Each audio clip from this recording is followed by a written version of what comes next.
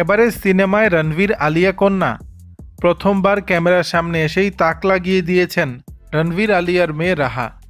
তার মিষ্টি মুখ বরাবরই সোশ্যাল মিডিয়ায় ট্রেন্ডিংয়ে। এবার মা বাবাকে ছাড়াই অয়ন মামার কোলে চড়ে দিব্যি মুম্বাই ট্যুর করতে দেখা গেল খুদে রাহাকে। পরনে সবুজ কর্ড সেট, হাতে এক টুকরো কাগজ। পরিচালক অয়ন মুখোপাধ্যায়ের কোলে হাসি মুখে দিব্যি পাপরাজিদের ক্যামেরা দেখে পোজ দিচ্ছেন রাহা। এই বয়সেই ক্যামেরা রেডি সে। রণবীর আলিয়ার সঙ্গে পরিচালক অয়নের দারুণ সম্পর্ক, পরিবারের সদস্যদের মতোই। তারকা জুটির প্রেমের সাক্ষী ছিলেন প্রথম অয়নই। তার কোলে চড়েই এবার ঘুরতে বেরিয়েছে রাহা।